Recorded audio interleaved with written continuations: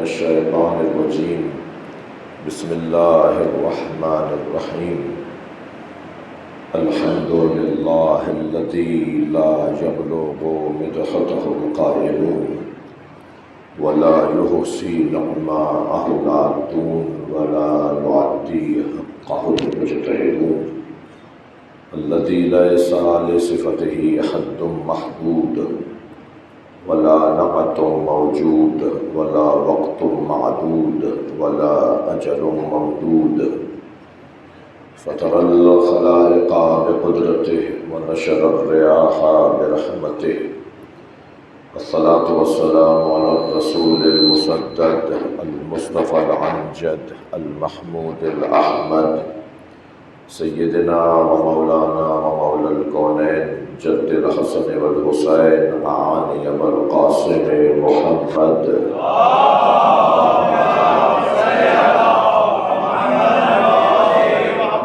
وآله الطيبين الطاهرين المعصومين الذين قال الله إنما يريد الله ليذهب عنكم الرجس أهل البيت ويطهركم تطهيرا اللهم صل على محمد ولعنة الله على أعدائهم أجمعين من يوم عداوتهم إلى قيام يوم الدين أما بعد قال الحكيم في قرآن الكريم بسم الله الرحمن الرحيم ولسوف يعطيك ربك فترضى صلوات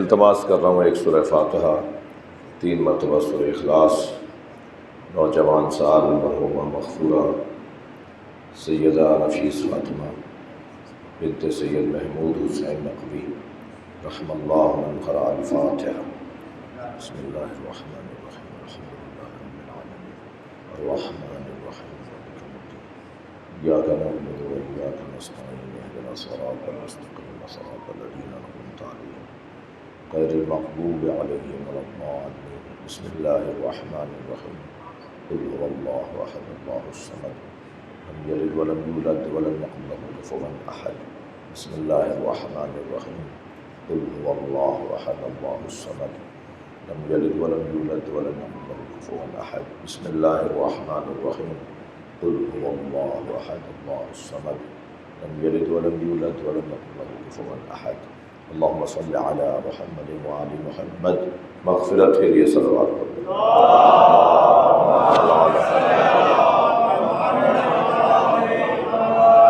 ایک اور بلند صلوات دیے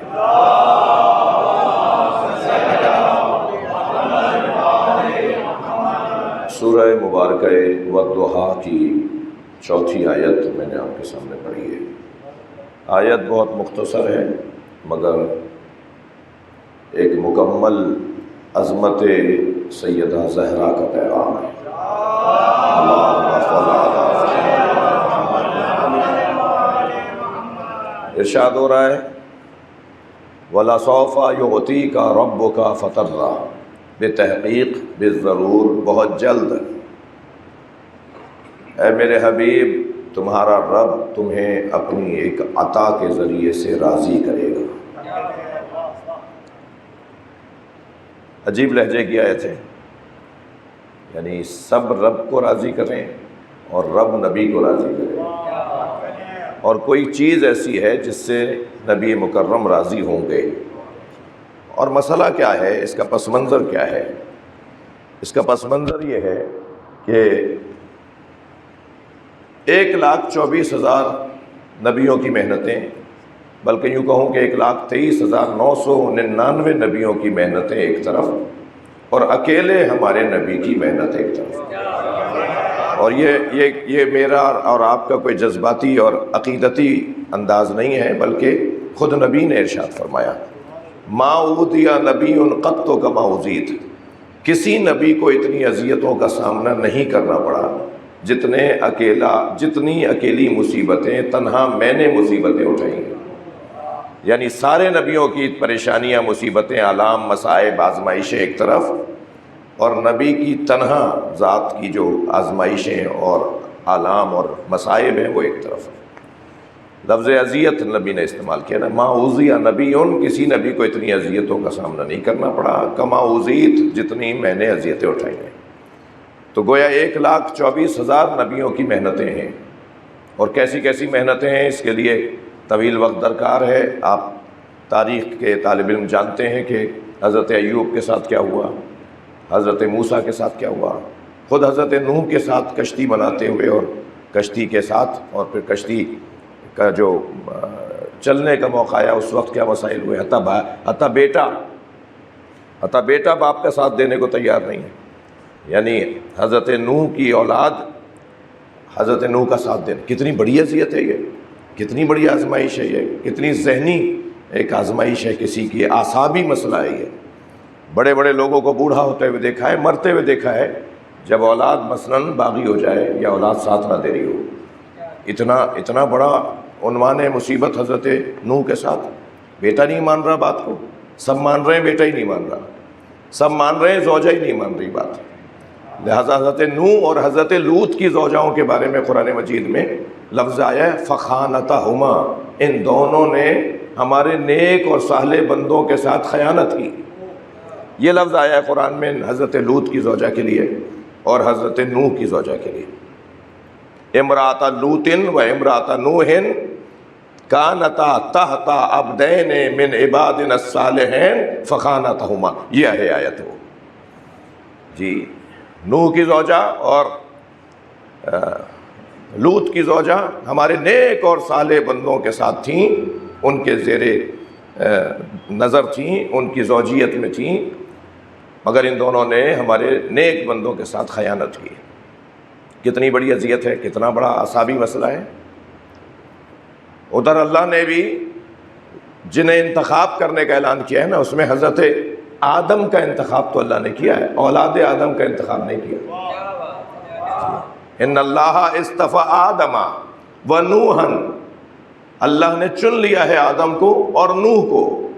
یہاں نہیں کہا اللہ نے اولاد کی بات نہیں کی، لیکن فوراً بات آگے بڑھی اسی آیت میں، ان اللہ اصطفیٰ آدم و نوحا و آل ابراہیم و آل عمران علی العالمین، یعنی حضرت آدم کی آل کو نہیں انتخاب کیا، حضرت نوح کی اولاد کو منتخب نہیں کیا، مگر حضرت ابراہیم کی اولاد کو۔ لہذا 600 سے زیادہ نبی حضرت ابراہیم کی اولاد میں آئے، ایسا انتخاب کیا اللہ نے۔ 600 سے زیادہ نبی ہیں جو انبیاء بنی اسرائیل کہلاتے ہیں، وہ حضرت اسحاق کی اولاد ہیں، حضرت ابراہیم کے بیٹے حضرت اسحاق کی اولاد 600 سے زیادہ، ایسا انتخاب اللہ کا آل ابراہیم کے لیے۔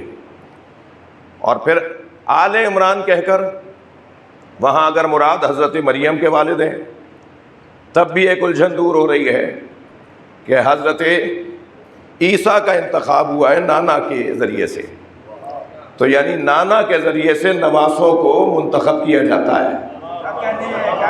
صلوات پڑھنے ذرا محمد و آل محمد۔ اور اگر عمران سے مراد حضرت ابو طالب ہے، کیونکہ حضرت ابو طالب کا نام بھی عمران، حضرت ابو طالب کی کنیت ہے ابو طالب، سب سے بڑے بیٹے طالب، دوسرے بیٹے حضرت عقیل، تیسرے بیٹے حضرت جعفر، سب سے کم سن بیٹے حضرت علی، اور پھر ان کے بعد ایک بہن حضرت ام ہانی، 4 بھائی 1 بہن۔ تو وہاں اگر مراد حضرت ابراہیم، آل عمران سے مراد حضرت ابو طالب ہیں، تو بھی حضرت ابو طالب کی پوری نسل کو اللہ نے منتخب کیا ہے، پوری نسل حضرت ابو طالب کی منتخب ہوئی ہے، حضرت ابو طالب کا پورا خاندان منتخب ہوا ہے۔ ممکن ہے کوئی بچہ کہے کہ مولا علی کی نسل میں امامت آئی ہے، پورا خاندان کیسے؟ حضرت عقیل کو کیا کہیں گے، حضرت جعفر کو کیا کہیں گے؟ تو کربلا کے میدان میں سارا خاندان کٹا ہی ابو طالب کا ہے۔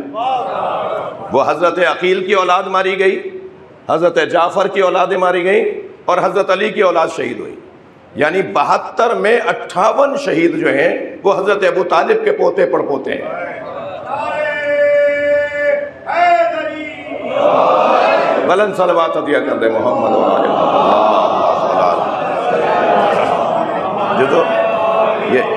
یعنی کہ ہم محاورتاً کہہ دیتے ہیں، ہم خطیب حضرات، ہم بولنے والے یعنی شاعر حضرات شعر میں کہہ دیتے ہیں کہ بنی ہاشم کربلا میں شہید ہوئے، بنی ہاشم شہید نہیں ہوئے کربلا میں، بنی ابو طالب شہید ہوئے، کیونکہ حضرت ہاشم کے تو 10 بیٹے تھے۔ حضرت ہاشم کے 10 بیٹوں میں ایک بیٹے حضرت عبداللہ ہیں، حضرت عبد المطلب ہیں۔ حضرت عبد المطلب کے 10 بیٹے تھے، ان میں سے ایک بیٹے حضرت عبداللہ ہیں، ان میں سے ایک بیٹے حضرت ابو طالب ہیں۔ حضرت عبداللہ کی بھی ساری نسل کربلا میں قربان نہیں ہوئی ہے، بلکہ حضرت ابو طالب کی ساری نسل کربلا میں قربان ہوئی۔ جتنے بیٹے پوتے، آل عقیل، آل جعفر، آل علی، امام حسین، 58 شہید ہیں کربلا میں، شہدائے بنی ہاشم جنہیں ہم کہتے ہیں، در حقیقت وہ شہدائے بنی ابو طالب ہیں۔ تو اگر حضرت ابو طالب مراد ہیں تو وہاں بھی حضرت ابو طالب۔ اچھا، اس آیت کا حسن بڑا عجیب ہے۔ اس آیت میں ذرا دیکھیے، ارشاد ہو رہا ہے ان اللہ اصطفیٰ آدم و نوحًا و آل ابراہیم و آل عمران علی العالمین ذریۃ بعضھا من بعض، اور ہم نے بعض کی اولاد کو بعض کی اولاد بنا دیا۔ یہ کہاں ہوتا ہے؟ یہ کب ہوتا ہے؟ یہ کہاں ہوتا ہے کہ کسی کی اولاد کسی اور کی اولاد ہو جائے؟ جس کی ہے اسی کی رہے گی نا۔ مگر قرآن کہہ رہا ہے کہ ہم نے بعض کی اولاد کو بعض کی اولاد بنا دیا۔ تو حضرت ابو طالب کے بچے ہیں، کہلا رہے ہیں حضرت عبداللہ کے۔ میں اور لفظ بہتر کر دیتا ہوں، بیٹے ہیں علی کے، کہلائیں گے محمد مصطفیٰ کے۔ جو مباہلے میں نبی بیٹوں کی جگہ حسنین کو لے کر گئے، اور یہ عجیب حسین منظر ہے کہ جب ایک شام سے خط آیا مولا علی کے نام، جس میں بہت کچھ لکھا تھا کہ میرا دادا بھی بہت بڑا، میرا باپ بھی بہت بڑا، اور آپ کے بھی آبا و اجداد، ہم دونوں خاندانی لوگ ہیں، ہمارا قبیلہ بھی بڑا مشہور ہے، اور آپ کا قبیلہ بنی ہاشم بھی بڑا مشہور، ہم میں جھگڑا لڑائی نہیں ہونی چاہیے، حکومت میرے حوالے کر دیں۔ تو وہاں سے خط تو آیا تھا نثر میں، مولا علی نے جواب دیا نظم میں۔ وہ جو نظم میں مولا علی نے جواب دیا ہے، تقریباً اس کے اندر 80 مصرعے ہیں۔ آیت اللہ فضل اللہ کمپانی نے اسے نقل کیا ہے مولا کی شان میں لکھی ہوئی اپنی کتاب علی مظہر کبریا نامی کتاب ہے۔ کتاب کا نام خود کتنی بڑی فضیلت ہے، علی مظہر کبریا۔ اس کے آخر میں جا کر فضل اللہ کمپانی صاحب نے وہ مولا کے اشعار لکھے ہیں، جس کا اردو ترجمہ کتاب کا چھپ چکا ہے پاکستان میں، کراچی میں۔ مولانا یوسف نفسی صاحب کا ادارہ جامع تعلیمات اسلامی سے وہ چھپائے۔ اس میں وہ اشعار میں مولا علی جو جواب دے رہے ہیں، مولا فرما رہے ہیں اللہ اکبر، سبقتکم الی الاسلام طرا۔ مولا علی کے شعر سنا رہا ہوں گا۔ سبقتکم الی الاسلام طرا، تم میں سے کسی کا پتہ نہیں تھا اور میں اسلام کا محافظ تھا۔ مقرن بالنبوۃ بطن امی، میں نے ماں کے شکم میں نبی کا کلمہ پڑھا۔ لب و لہجہ دیکھیے مولا کے بولنے کا۔ اور پھر فرماتے ہیں وَبِنْتُ مُحَمَّدٍ سُكْنَا وَعُرْسَا، اور نبی کی دختر میری راحت جان ہے۔ مسوط لحمها بلحمی ودمی، میرا خون اور میرا گوشت اس کا خون اور اس کا گوشت ہے۔ پھر وہ جس 2 مصروں کی خاطر میں نے آپ کو 4 مصرے سنا دیے، وہ اب ہیں وہ مصرے۔ مولا فرماتے ہیں وَصِبْتَ أَحْمَدٍ وَلَدَايَ مِنْهَا، میں نبی کے 2 بیٹوں کا باپ ہوں۔ صلوات پڑھیں ذرا نبی اور آل نبی، اللہم صلی اللہ۔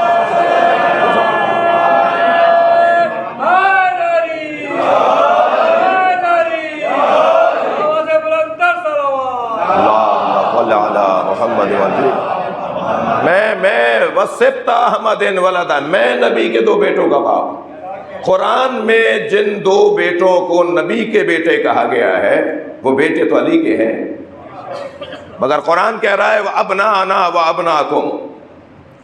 جی، فَمَنْ حَاجَّكَ فِيهِ، سورہ مبارکہ النساء آیت نمبر 61۔ فَمَنْ حَاجَّكَ فِيهِ مِنْ بَعْدِ مَا جَاءَكَ مِنَ الْعِلْمِ فَقُلْ تَعَالُوا نَدْعُ أَبْنَاءَنَا وَأَبْنَاءَكُمْ۔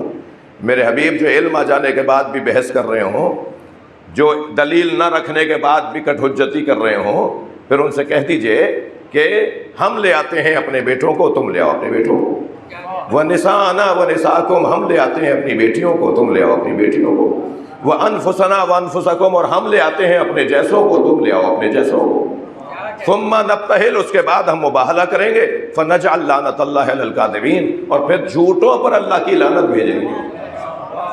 تو جب نبی لے کر گئے ہیں تو سب نے لکھا سنی شیعہ نے اس آیت کی تفسیر میں کہ نبی بیٹوں کی جگہ حسنین کو لے کر گئے۔ امام حسن کو انگلی پکڑائی ہوئی تھی اور امام حسین کو گود میں لیا ہوا تھا، اور جناب زہرا بیٹیوں کی جگہ ساتھ چل رہی تھی، بالکل عقب میں تھی نبی کے، اور پھر مولا علی بی بی کے عقب میں تھے۔ اور یہ پنجتن کا قافلہ. تو قرآن کی زبان میں حسنین نبی کے بیٹے ہیں، اور ادھر دوسری آیت یہ کہہ رہی ہے کہ ہم نے بعض کی اولاد کو بعض کی اولاد بنا دیا. تو اولاد مولا علی کی ہیں، کہلائیں گی محمد مصطفیٰ کی. سادات آل علی ہے نا، سادات آل زہرا ہیں، آل فاطمہ ہیں. سادات آپ تشریف فرما ہے، سادات آل فاطمہ ہیں، لیکن آل رسول کیوں کہلاتے ہیں؟ آل رسول اس لیے کہلاتے ہیں کہ اللہ نے سادات کو آل رسول بنایا، بیٹی کی اولاد کو نبی کی اولاد بنا دیا. صلوات پڑھ لیں محمد و آل.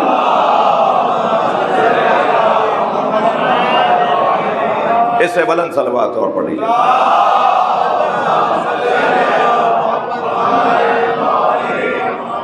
تو بات بہت روشن ہے کہ اولاد اور پھر اولاد بھی، حضرت نوح کی اولاد کا انتخاب نہیں ہوا، حضرت ابراہیم کی اولاد کا انتخاب ہوا، حضرت عمران کی اولاد کا انتخاب ہوا.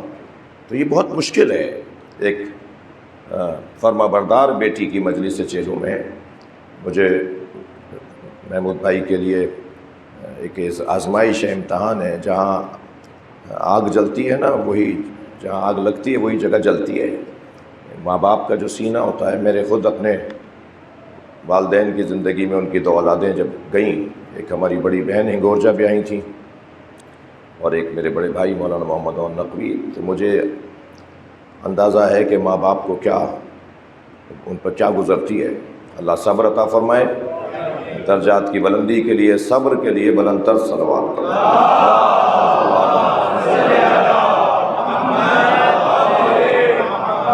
تو ایسی آزمائشیں، اصل مضمون یہ تھا کہ ایسی آزمائشوں کا سامنا انبیاء کرام کو.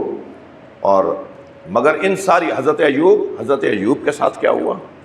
کتنی مصیبتوں کا سامنا حضرت ایوب کو کرنا پڑا. مگر حضرت ایوب اور صبر ایوب تو محاورہ بن گیا نا، استعارہ بن گیا.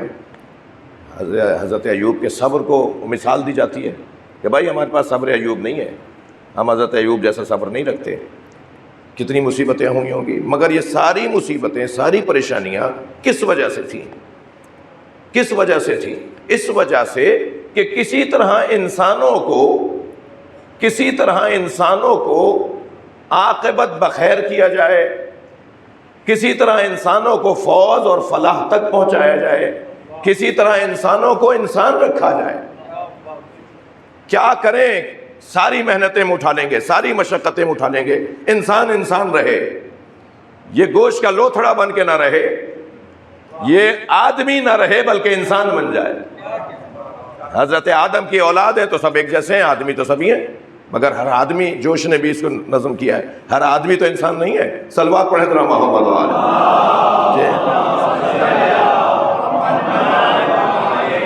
یہ جو آدمیوں کو انسان بنانے کا کام ہے اور انسان رکھنے کا کام ہے، یہ کام تھا نبیوں کا کہ جاؤ جا کر انہیں انسان رکھو، ہم نے انہیں انسان بنایا تھا. یہ کام ہے. مولا علی نے انبیاء کی بعثت کا جو پورا خطبہ ہے مولا علی کا نہج البلاغہ میں کہ انبیاء کو اللہ نے مبعوث کیوں کیا ہے، اس میں خود حضرت یہی فرما رہے ہیں کہ کیوں بھیجا تھا. 3 باتیں بتائیں حضرت نے کہ ان 3 باتوں کی بنیاد پر اللہ نے نبیوں کو مبعوث کیا ہے. ان میں سے ایک چیز فرمایا وَيُثِيرُ لَهُمْ دَفَائِنَ الْعُقُولِ. نبیوں کو اللہ نے بھیجا اس لیے تاکہ جو عقلوں پر گرد جم جاتی ہے اسے صاف کریں، تاکہ عقل کام کرنا شروع ہو جائے.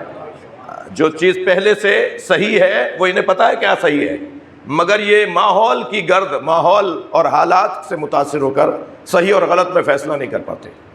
لہٰذا نبی آئیں گے، ان کی عقل کو کارگر بنائیں گے، ان کی عقل کو کارآمد بنائیں گے. یہ مقصد، تاکہ یہ سب انسان رہیں اور آخر میں جا کر فوز پائیں، فلاح پائیں، کامیاب ہوں، آخرت ان کی اچھی ہو، آخر ان کا اچھا ہو، انجام ان کا اچھا ہو. یہ اصل ہدف اور اصل مقصد ہے. البتہ اس میں کم سے کم فوز اور فلاح اور کم سے کم کامیابی کا جو معیار اور کسوٹی ہے وہ ہے جنت. زیادہ سے زیادہ نہیں ہے. وہ جنت پانا زیادہ سے زیادہ مقصد نہیں ہے. یا لفظوں کو بہتر کرتا ہوں، ہماری اور آپ کی اللہ نے قیمتیں رکھی ہیں. ہمیں اللہ خریدنا چاہتا ہے، اور اللہ خریدے گا اسے جو اپنا وزن بڑھائے گا، جو اپنی قیمت بڑھائے گا. اللہ ہر ایک سے تو خریدتا نہیں ہے. وَمِنَ النَّاسِ مَن يَشْرِي نَفْسَهُ ابْتِغَاءَ مَرْضَاتِ اللَّهِ. مجھے حاشیے میں رہنے کا، حاشیے میں جانے کا خوف ہو رہا ہے، مگر ایک بات آئی ہے، اس کو لے لیجئے مجھ سے آپ۔ وَمِنَ النَّاسِ مَن يَشْرِي نَفْسَهُ ابْتِغَاءَ مَرْضَاتِ اللَّهِ وَاللَّهُ رَءُوفٌ بِالْعِبَادِ۔ کچھ لوگوں سے اللہ ان کے جانوں کو خریدتا ہے اور ان کے بدلے میں انہیں اپنی مرضیاں دے دیتا ہے، یعنی ان سے جان لے لیتا ہے ان کی، اب ان کی جان اپنی نہیں ہے، انہوں نے تو دے دی اپنی جان، اب اس کے بدلے میں وہ ان کو مرضیاں دے دیتا ہے کہ جو میں چاہتا ہوں وہ تم چاہتے ہو، اور جو تم چاہتے ہو وہ اب میں چاہتا ہوں۔ لہٰذا اگر کوئی یہ جاننا چاہتا ہے کہ میں کیا کیا چاہتا ہوں تو انہیں دیکھنا ہوگا کہ تم کیا چاہتے ہو۔ یہ مرضیاں دے دی اللہ نے۔ ایسے ہی قرآن مجید میں اور جگہوں پر بھی بیچنے اور خریدنے، تو اس میں جب مولا سے پوچھا گیا مولا انسان کی قیمت کیا ہے، مجھے بہت خوشی ہوئی کہ پچھلے دنوں حبیب یونیورسٹی میں، اور اب بھی 4 دن بعد وہاں یوم حسین ہے، پچھلے دفعہ یوم مصطفیٰ میں گیا تو ان کا جو یونیورسٹی کا جو کہہ لیجئے کہ نعرہ ہے، سلوگن ہے، جو ان کا یونیورسٹی کی شناخت ہے، وہ مولا علی کا ایک قول ہے، اور وہ وہاں تو انگریزی میں لکھا ہوا ہے اور عربی میں لکھا ہوا ہے، میں آپ کو عربی اور اردو سنا دیتا ہوں، اور وہ یہ ہے کہ مولا فرماتے ہیں قیمت کل امرئ ما یحسن، ہر شخص کی وہی قیمت ہے جسے وہ چاہتا ہے۔ چاہت بڑھانے کا قول ہے مولا کا، اپنا شوق بڑا کرو، اپنا خیال اونچا کرو، اپنی طلب کو اونچا کرو، اپنی آرزوؤں کو بڑھاؤ۔ چھوٹی چھوٹی چیزوں میں الجھ کے رہ جانے والا خود کو چھوٹا کر دیتا ہے، اور بڑی چیزوں کو سوچنے والا اپنا قد اونچا کر دیتا ہے۔ صلوات پڑھ لیں ذرا محمد علیہ۔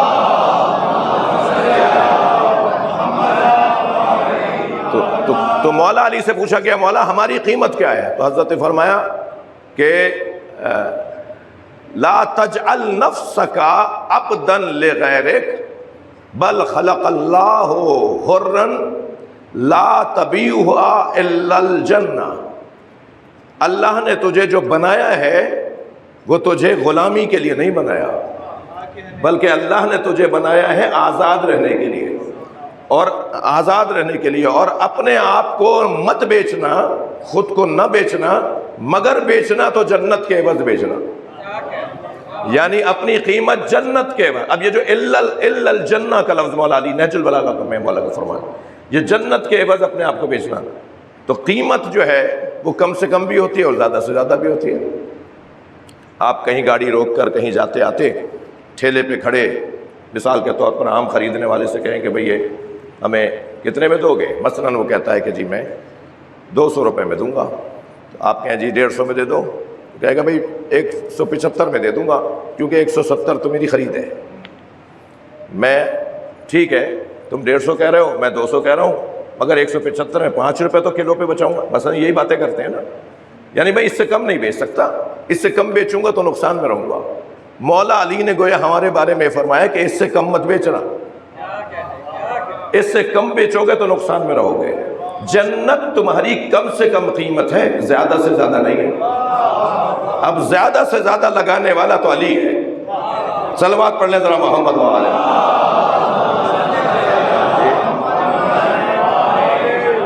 جو زیادہ سے زیادہ اپنی قیمت لگا دے وہ مولا علی، سب سے زیادہ قیمت مولا علی نے اپنی لگائی ہے۔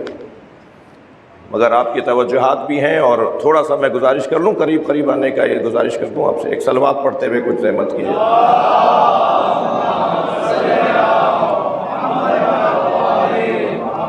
ایک اور صلوات نبی کی ذات۔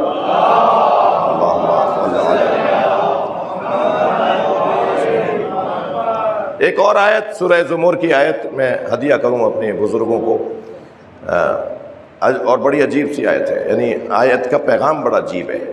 وَسِيقَ الَّذِينَ اتَّقَوْا رَبَّهُمْ إِلَى الْجَنَّةِ زُمُرًا، صاحبان تقوی کو جنت میں دھکا دے کے لے جایا جا رہا ہوگا۔ جنت کہہ رہا ہوں، دوزخ نہیں کہہ رہا۔ دوزخ میں دھکا دے کے لے جانا تو سمجھ میں آتا ہے، مگر جنت میں فرشتے متقیوں کو دھکا دے کے کیوں لے کے جائیں گے؟ جب وہ جانا نہیں چاہتے ہوں گے اور فرشتے لے جا رہے ہوں گے۔ آیت پڑھی ہے میں نے، یہ کوئی حدیث نہیں ہے جس کی سند پہ آپ مجھ سے بات کریں گے، یہ آیت ہے، قرآن ہے، سورہ زمر کی آیت ہے۔ صاحبان تقویٰ کو جنت میں فرشتے دھکا دے کے لے جا رہے ہوں گے، تو جب وہ جا نہیں رہے ہوں گے، اچھا جو جانا چاہ رہے ہوں گے انہیں لے جا نہیں رہے، اور جنہیں لے جا رہے ہیں وہ جانا نہیں چاہ رہے، تو جو کھڑے ہوئے ہوں گے نا کہ ہمیں لے جاؤ، وہ کہیں گے من ہم. اب حدیث سنا رہا ہوں آپ کو، اس آیت کی تفسیر میں حدیث سنا رہا ہوں. وہ کہیں گے من ہم، یہ کون ہے بھائی؟ من ہم کون ہے یہ جو جانے کو تیار نہیں ہے؟ تو آواز آئے گی ہم حداث الحسین، یہ دنیا میں حسین سے محبت کرنے والے ہیں، یہ کہہ رہے ہیں ہمیں پہلے حسین کا دیدار کراؤ پھر ہمیں جنت میں جانا ہے. صلوات پڑھ لیں محمد و آل.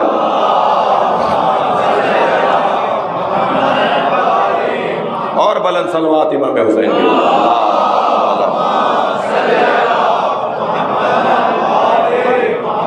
پھر انہیں روک دیا جائے گا، اللہ کی طرف سے حکم آئے گا کہ ان کی خواہش پر عمل ہوگا، انہیں روک دیا جائے گا. اور پھر جب امام حسین کی محشر میں آمد ہوگی تو یہ سب امام حسین کے ساتھ جنت میں جائیں گے. ایک حلقہ بنائیں گے امام کے گرد، زیارت کریں گے امام حسین کی. یہ حدیث سنا رہا ہوں میں آپ کو، اور حدیث بھی اقبال الاعمال کی حدیث ہے، لکھنے والا بھی ہمارا بہت متقی اللہ کا ولی عالم دین ہے. وہ کہتے ہیں کہ پھر ان کی جنت حسین کا دیدار ہوگا، کہ ہماری جنت تو یہ ہے کہ ہمیں حسین دکھا دو بس. پھر اللہ تیری مرضی، تو مالک ہے، تو ہم کہاں رکھنا چاہتا ہے وہ تیری مرضی ہے. ہم دنیا میں حسین حسین بولتے رہے، حسین حسین کرتے رہے، حسین سے عشق اور محبت کرتے رہے، ہماری جنت تو حسین کا دیدار ہے. کیا مقام ہے امام حسین کی محبت والوں کا جی. تو فرشتوں، معاف کیجیے گا، انبیاء کو اللہ نے بھیجا تاکہ وہ ان کو، انسانوں کو انسان رکھیں اور پھر آخرت میں کامیاب منزل تک پہنچا کے آئے. یہ اتنی محنتیں ہوئیں، اتنی زحمتیں ہوئیں اس کام کے لیے. اب یہ جو محنتیں ہیں یہ ضائع ہونے کا امکان تھا. اور ہمیشہ میرے بچوں جوانوں آپ سے کہہ رہا ہوں، اگرچہ مجھ سے کم سن مجلس میں بہت کمی ہے، ہمیشہ آخر کا خیال رہے، آخر پر توجہ رہے.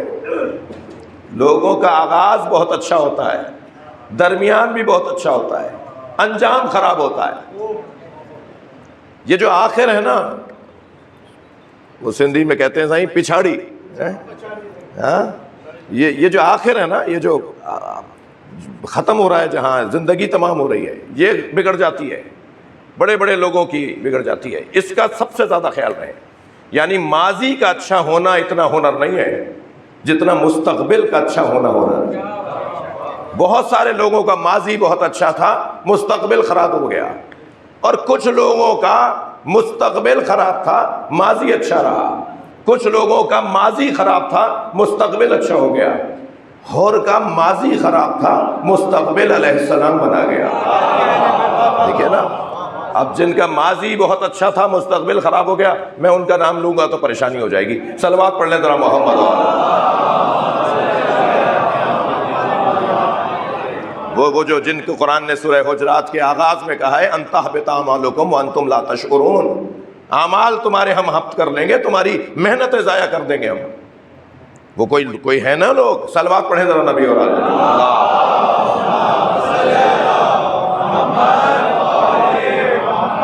تو یہ جو انجام ہے، یہ جو خاتمہ بالخیر ہے، اس کو محفوظ رکھنے کے لیے محنتیں ہو رہی ہیں. اور یہ ساری محنتیں ضائع ہونے کا امکان تھا. ساری محنتوں کو ضائع ہونے سے بچانے کا انتظام ہے جو نبی مکرم کے بار بار ذہن مبارک میں آ رہا ہے. یا اللہ یہ سب بچے گا کیسے؟ یا اللہ یہ سب محفوظ کیسے رہے گا؟ یا اللہ یہ ساری محنتیں جو جمع ہو گئی ہیں، سرمایہ بن گیا ہے، بہت بڑی قیمتی ایک سرمایہ بن گیا ہے 1,24,000 نبیوں کی محنتوں کا، یہ محفوظ کیسے رہیں گی؟ میں تو 63 برس کی زندگی گزار کے چلا جاؤں گا، تقاضۂ بشری کے تحت میں چلا جاؤں گا، میرے بعد یہ محفوظ کیسے رہے گا؟ تو اللہ نے سرکار کو تسلی دی، اور تسلی یہ دی وَلَسَوْفَ يُعْطِيكَ رَبُّكَ فَتَرْضَىٰ، بہت جلد تمہارا رب اپنی ایک عطا کے ذریعے سے تمہیں راضی کر لے گا. بہت جلد تمہارا رب اپنی ایک عطا کے ذریعے سے راضی کر لے گا. وہ جو عطائے پروردگار نبی مکرم پر آئی ہے، جس کی وجہ سے ساری محنتیں بچیں گی، اسی کو تو کہتے ہیں اِنَّا أَعْطَيْنَاكَ الْكَوْثَرَ، ہم نے آپ کو خیر ہی خیر فاطمہ عطا کر دی. صلوات پڑھ لیں محمد و آل محمد.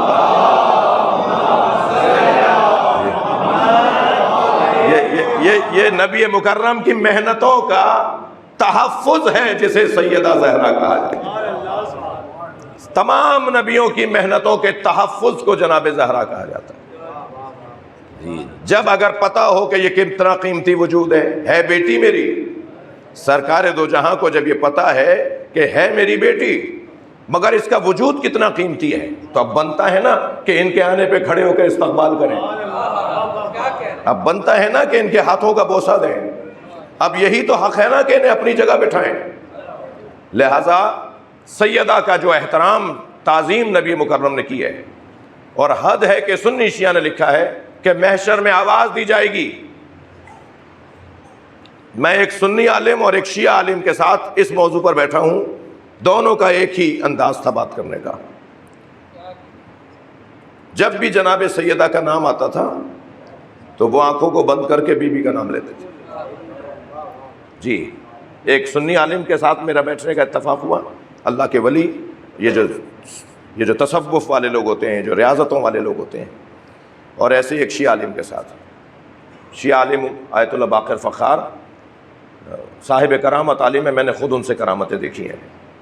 میں ان کی خدمت میں تھا، ضعیف ہیں، بزرگ ہیں، تو مجھ سے انہوں نے کہا کہ میں دیوار سے ٹیک لگا کے بیٹھوں گا اور گھٹنے میں درد ہے تو پیر سیدھا کروں گا. تو انہوں نے اپنی ابا، جو میں نے بھی کالی پہنی ہوئی ہے، اپنی ابا اپنے پیر پہ ڈال لی تھی اور پیر سیدھا کیا ہوا تھا مجھ سے کہہ کر. میں ان کا شاگردوں کا شاگرد ہوں.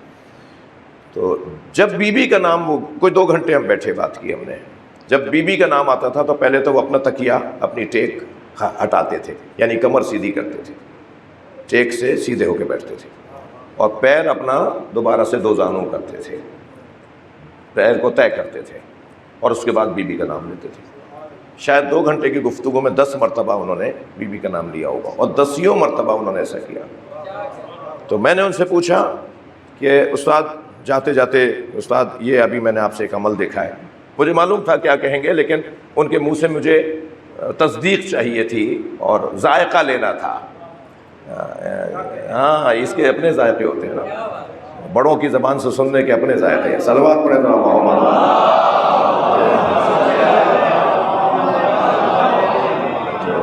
تو وہ میں نے ان سے پوچھا کہ آپ جب بی بی کا نام آتا ہے تو آپ کی یہ کیفیت ہو جاتی ہے. تو آنکھیں ان کی نم ہوئیں اور فرمانے لگے کہ دنیا میں اس کی مشق کرو، آخرت میں یہ سب کو کرنا ہوگا.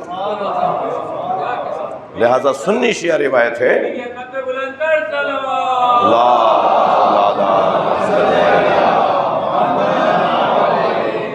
لہذا سنی شیعہ کتابوں میں یہ حدیث ہے کہ سید نبی نے فرمایا، سرکار دو جہاں نے فرمایا کہ محشر میں جب میری سیدہ کی آمد ہوگی تو اس سے پہلے آواز دی جائے گی، ایک آواز جو سب اہل محشر سنیں گے، اور وہ آواز یہ ہوگی، غضوا ابصارکم حتی تجوز فاطمہ، اپنی آنکھوں کو بند کر لو. بعض نے لکھا ہے اپنی آنکھوں کو جھکا لو. اغماز، غضو، غمز یا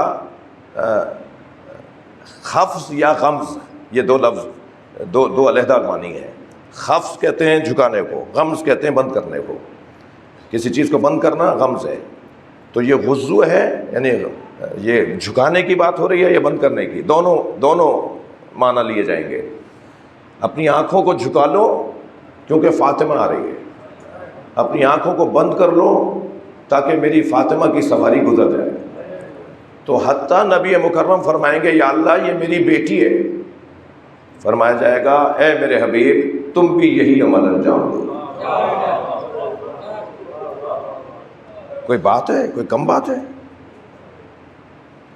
جی، شان سے جناب زہرا کی آمد ہوگی محشر میں. کیوں ایسا ہے؟ کیوں یہ مقام ہے؟ اللہ کسی کو مقام بھائی بہانوں پہ نہیں دیتا، اللہ مقام دیتا ہے محنتوں پر. اللہ مقام کسی کو عطا کرتا ہے زحمتوں پر. اللہ کسی سے رشتہ داری نہیں ہے، اللہ کا کسی سے پڑوس نہیں ہے جس کی بنیاد پر صرف یہی بنیاد ہوتی ہے کہ پڑوسی ہے جیسا بھی ہے، رشتہ دار ہے جیسا بھی ہے. نہ اللہ کی رشتہ داری ہے، لم یلد ولم یولد، نہ اللہ کا پڑوس ہے اس لیے کہ جسم نہیں رکھتا. جو جسم نہیں رکھتا وہ مکان نہیں رکھتا، جو مکان نہیں رکھتا وہ پڑوس نہیں رکھتا. تو اللہ کا نہ مکان ہے نہ جسم ہے، اس لیے کہ پڑوسی نہیں ہے. اللہ کی کوئی رشتہ داری نہیں ہے، اس لیے کہ لم یلد ولم یولد ہے، تو پھر کیوں یہ مقام اتنی عظمت ہے؟ ہر ایک کو وہ عظمت اور مقام عطا کرتا ہے اس کی محنتوں کی بنیاد پر۔ سب سے زیادہ جس ذات نے اللہ کے نام پر، اللہ کے دین پر، گویا انسانیت پر اپنا قربان کیا ہے، اپنا خرچ کیا ہے، وہ جناب زہرا ہے۔ سب سے زیادہ جس نے تکلیف اٹھائی ہے انسانیت کی خاطر، وہ جناب زہرا کی ذات ہے۔ جی کیا سن ہوتا ہے؟ 18 سال کا کیا سن ہوتا ہے؟ چلیں ہم کچھ دیر کے لیے اپنے برادران اہل سنت کی روایت کو مان لیتے ہیں، تو 28 سال ہے ان کے مطابق، یعنی وہ یہ فرماتے ہیں کہ بی بی بعثت کے 5 سال پہلے دنیا میں آئیں۔ ہمارے سنی بھائی کہتے ہیں کہ نبی کے اعلان نبوت سے 5 سال پہلے سیدہ کی آمد دنیا میں ہوئی، ولادت ہوئی۔ شیعہ مورخین کہتے ہیں کہ بعثت کے 5 سال بعد، تو آپ بعثت سے 5 سال پہلے مان لیجئے، تب بھی 28 سال کی عمر جب بی بی کی شہادت ہو رہی ہے، تو 28 سال کی عمر، کیا عمر ہے 28 سال کی؟ مگر اس 28 سال میں جناب زہرا نے کیا کیا دیکھا؟ اپنے بابا کو اذیتوں کا سامنا دیکھا، کرتے ہوئے دیکھا، پھر اپنے اوپر جلتا ہوا دروازہ، اپنے اوپر اٹھتا ہوا ہاتھ دیکھا۔ کوئی سوچ سکتا ہے؟ شخصیات بیٹھی ہوئی ہیں، اللہ کسی عزت دار کو، کسی کریم کو اس آزمائش میں مبتلا نہ کرے۔ جو دینے والے لوگ ہوتے ہیں نا، وہ اگر مانگ رہے ہو، اللہ کا انداز بھی اللہ کا ہے بھائی، ہر ایک سے اس کے مزاج کے مطابق امتحان لیتا ہے۔ حضرت ابراہیم کے ہاں منت مرادوں کے بعد 96 سال کی عمر میں حضرت اسماعیل ہوئے، بڑھاپے میں ہوئے۔ قرآن کی آیات ہیں کہ حضرت ابراہیم نے اور حضرت سارہ نے کہا کہ ہم تو بوڑھے ہیں، ہمارے اولاد کیسے ہوگی؟ بڑھاپے میں اولاد کیسے؟ بڑھاپے میں، ضعیفی میں حضرت ابراہیم کے ہاں اسماعیل دنیا میں آئے۔ اللہ نے یہ امتحان لیا، حکم دیا کہ اسماعیل کے گلے پہ چھری چلا دو، یعنی جو اتنی منت مرادوں کے بعد دنیا میں آئے ہوں انہی کے گلے پہ چھری چلانے کا حکم ہے۔ یہ آزمائش ہے حضرت ابراہیم کی۔ حضرت یوسف پانی سے ہولتے تھے، پانی سے ہول آتا تھا، حضرت یوسف کو ہولتے تھے حضرت یوسف، بھائیوں نے کنویں میں ڈال دیا۔ حضرت مولا علی غیرت مند بہت تھے، ایک یہودی عورت کو بازار میں پٹتے ہوئے دیکھا تھا، 3 دن علی نے کھانا نہیں کھایا۔ جب کھانا سامنے آتا تھا فرماتے تھے میں نے ایک عورت کو پٹتے دیکھا ہے۔ اس کے گھر کے لوگ اجنبی، جس سے مولا کا کوئی ایسا تعلق نہیں کہ کوئی خاندان ہو، کوئی نہیں، تو علی سے برداشت نہیں ہوا، اور علی مولا نے اتنا اس کا اثر اپنے اوپر لیا کہ مولا سے کھانا نہیں کھایا جا رہا تھا۔ امام حسین کو پیاس بہت لگتی تھی، جناب زہرا کے ساتھ ہیں، شکم مبارک میں ہیں کہ ایک دن نبی مکرم گھر میں داخل ہوئے تو نبی نے دیکھا، سرکار نے دیکھا کہ سیدہ رو رہی ہیں، بی بی زہرا رو رہی ہیں۔ تو پوچھا بیٹا تم رو کیوں رہی ہو؟ کہ بابا یہ جو بچہ میرے ساتھ ہے نا یہ مجھے رلاتا ہے۔ تو نبی نے فرمایا یہ بچہ کیسے رلاتا ہے؟ کہ بابا یہ مجھ سے باتیں کرتا ہے اور باتیں کرتے کرتے کہتا ہے انا العطشان، میں پیاسا ہوں، یہ مجھ سے باتیں کرتا ہے۔ اچھا بہت معجزات ہیں، میں اس وقت مصائب پڑھ رہا ہوں، ورنہ صرف ان معجزات کو بیان کیا جائے کہ یہ جو ہستیاں ہیں یہ دنیا میں آنے سے پہلے باتیں کرتی ہیں، بولتی ہیں، گہوارے میں بھی بات کرتی ہیں۔ یہ ایک علیحدہ موضوع ہے فضائل کے باب میں۔ تو نبی سے فرمایا بابا یہ مجھ سے کہتا ہے میں پیاسا ہوں۔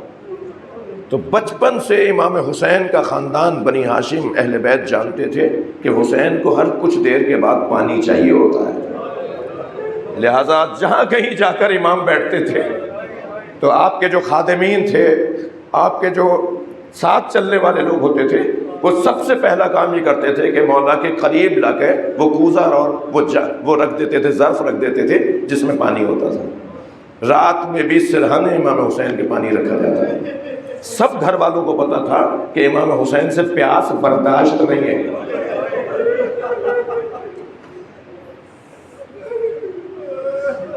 حضرت عباس 3 یا 4 سال کی عمر میں تھے جب امام حسین نے حضرت قنبر سے پانی مانگا. مولا علی کے غلام حضرت قنبر سے پانی مانگا تو قنبر کتنی جلدی گئے ہوں گے، یہ مقدمہ سننے کے بعد آپ اندازہ ہوگا کہ کتنی جلدی قنبر پانی لینے گئے ہوں گے. مگر کیا دیکھا مولا علی نے، کیا دیکھا کہ قنبر کے پانی لانے سے پہلے حضرت عباس پانی لے آئے. وہ 3 سال کی عمر میں کوزہ ہاتھ میں بھر کر دوڑتے ہوئے آ رہے ہیں کہ کسی طرح میں اپنے مولا کو، حسین کو پانی پہنچانا. وہ جو جلدی آ رہے تھے نا کہ کہیں قنبر نہ پہنچ جائے پہلے، تو وہ پانی چھلک رہا تھا تو حضرت عباس کے ہاتھ گیلے ہو رہے تھے. مولا علی نے اس منظر کو دیکھ کر رونا شروع کیا.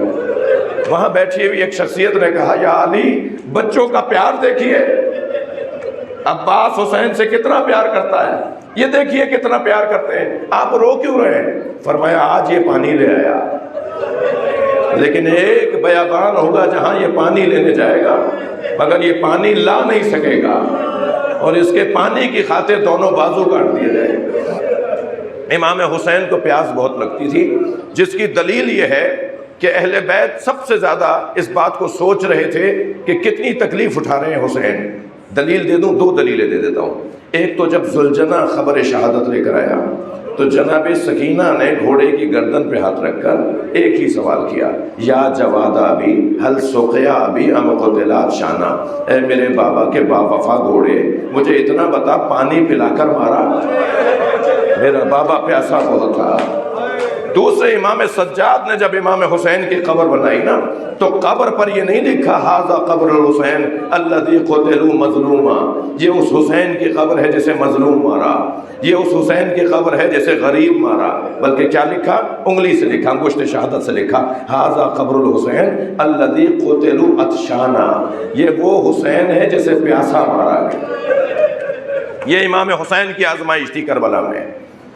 جناب امام سجاد کا بدن نازنین بہت تھا، نازک بدن تھے امام سجاد، بلا تشبیہ روئی کے گالوں کی طرح حضرت کے ہاتھ پیر تھے.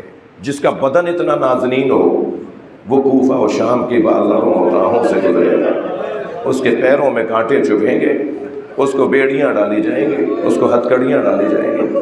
بڑا سخت جملہ ہے جو اتفاق سے میں نے ابھی 2 دن پہلے ایک مقتل میں دیکھا. مجھے تلاش تھی، وہ مجھے عبارت نہیں مل رہی تھی.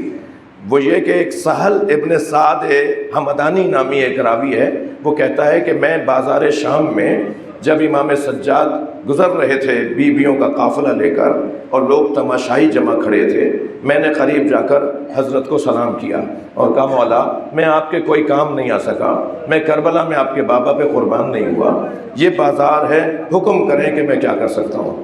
تو فرمایا، اے سہل کوئی نرم کپڑا ہو تو لے کر آؤ. وہ کہتا ہے کہ میں نرم کپڑا لے کر آیا، تو جب میں نرم کپڑا لے کر آیا تو فرمانے لگے، جو میرا توق ہے نا اسے اٹھاؤ اور اس کے نیچے یہ نرم کپڑا رکھو. بڑا شدید عجیب روایت ہے. سال کہتا ہے میں نے وہ توق اٹھایا تو جیسے ہی توق اٹھایا تو امام کی گردن سے خون بہنا شروع ہوا، اور میں نے وہ کپڑا امام کے خون پہ رکھ کر اس توق کو دوبارہ اس جگہ پہ رکھا.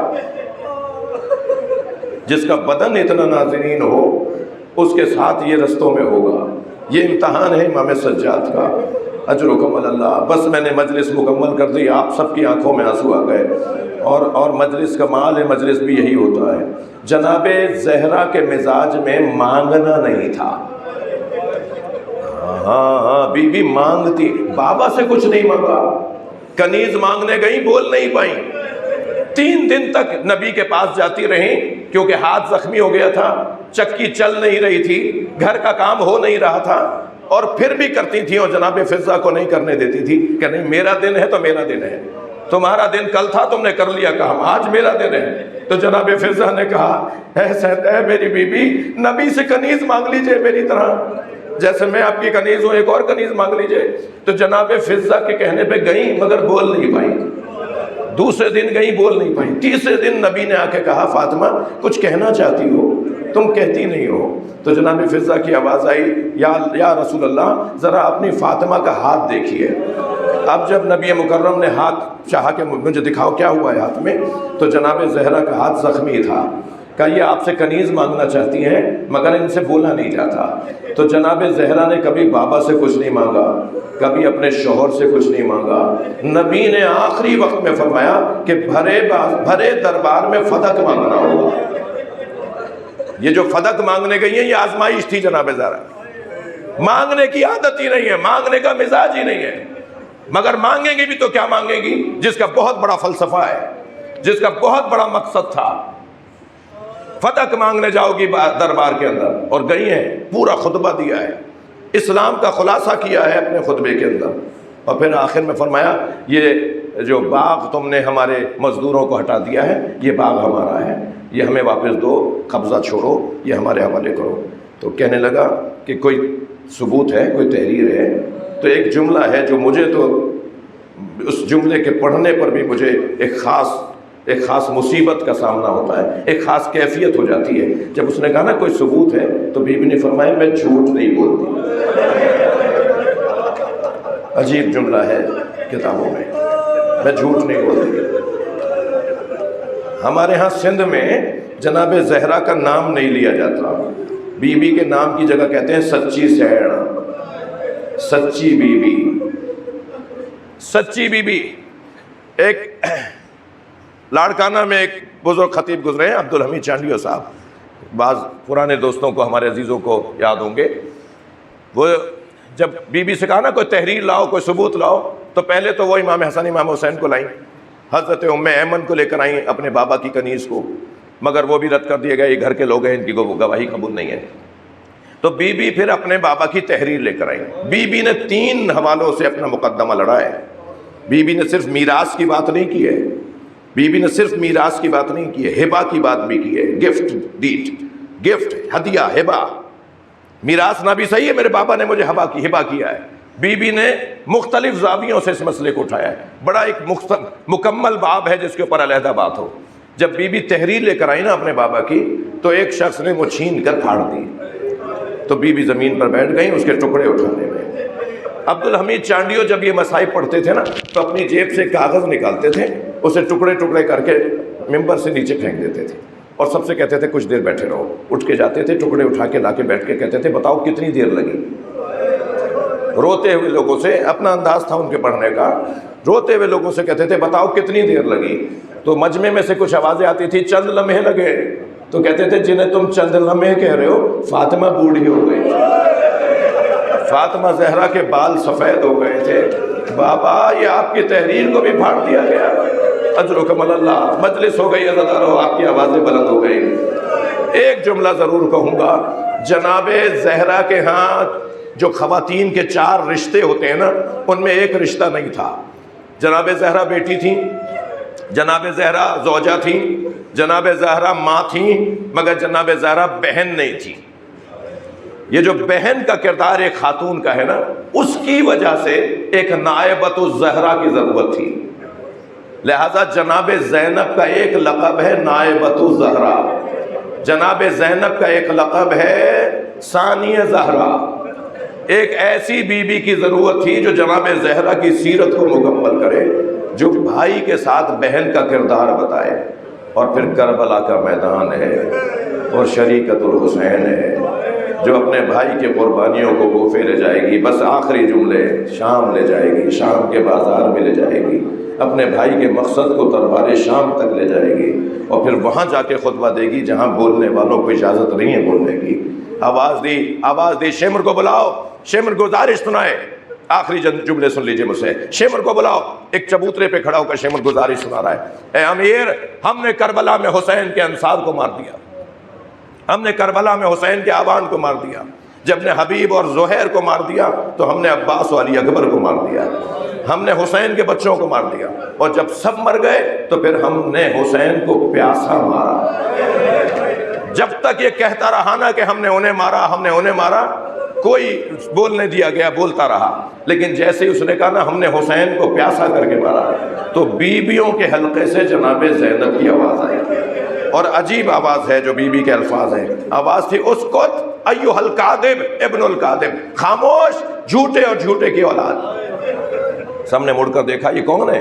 کہا یہ علی کی بیٹی زینب ہے، یہ حسین کی بہن زینب ہے۔ تو وہاں لوگ جو موجود تھے انہوں نے کہا انہیں بولنے دیا جائے، انہیں موقع دیا جائے، یہ بولنا چاہتی ہیں۔ تو جناب زینب نے خطبہ ارشاد فرمایا، اس خطبے کے 2-3 جملے سن لیجئے۔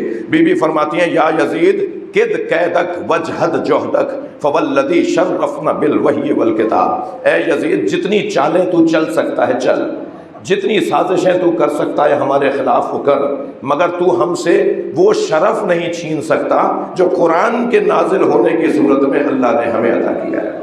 قرآن ہمارے گھر میں نازل ہوا ہے، یہ شرف ہمارا ہے، یہ تو ہم سے نہیں چھین سکتا۔ یہ کہہ کر بی بی نے فرمایا یہ جو کرسی ہے نا یہ حکومت نہیں ہے، یہ مہلت ہے، یہ کچھ دن کے بعد تو سے چھن جائے گی، اور پھر وہی لوگ کہ جو آج تیری تعریفیں کر رہے ہیں وہ تیرے خلاف بولیں گے، یہ سارا ماحول تیرے خلاف جائے گا، یہ مہلت تجھ سے چھننے والی ہے۔ یہ کہہ کر میری بیوی نے فرمایا ہے ہوا کذاب، یہ جھوٹ بول رہا ہے، ان اخ الحسین لا یترک فی الکوفہ الا وفیہا باکن و باکیہ، یہ جھوٹ بول رہا ہے کہ میرے بھائی کو انہوں نے ایسے مارا ہے، میرے بھائی نے کوفے میں کوئی گھر نہیں چھوڑا جہاں جنازہ نہ بھیجا، میرے اکیلے بھائی نے اتنے لوگ مارے ہیں، ہر گھر میں میت بھیجی ہے میرے بھائی نے، لا یترک فی الکوفہ الا وفیہا باکن و باکیہ، جناب زینب کے جملے۔ اور اس کے بعد فرماتی ہیں تو مجھ سے پوچھ رہا ہے، یزید نے بی بی کی بات کو کاٹ کے پوچھا یہ بتاؤ سب سے بڑی مصیبت کیا دیکھی؟ تو بی بی نے فرمایا تو مجھ سے پوچھ رہا ہے کہ میں نے سب سے بڑی مصیبت کیا دیکھی؟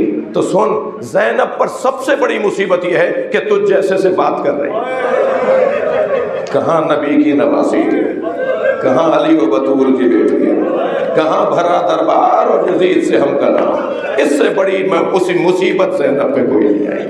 اللہ لعنت اللہ اللہ قوم الظالمین، یا اللہ ان آوازوں پر رحمت نازل فرما، مرحومہ مغفورہ کے درجات کو بلند فرما، ان کی کوتاہیوں سے درگزر فرما، انہیں بہترین مقام جنت میں عطا فرما، پسماندگان کو صبر عطا فرما، کار خیر کی توفیق عطا فرما، امام زمانہ کے ظہور میں تاجیل فرما۔ ایک سورہ فاتحہ مزید تلاوت فرمائیں۔ بسم اللہ الرحمن الرحیم، الحمدللہ رب العالمین الرحمن الرحیم مالک یوم الدین ایاک نعبد و ایاک نستعین اهدنا الصراط المستقیم صراط الذین انعمت علیہم غیر المغضوب علیہم ولا الضالین۔ بسم اللہ الرحمن الرحیم قل هو اللہ احد۔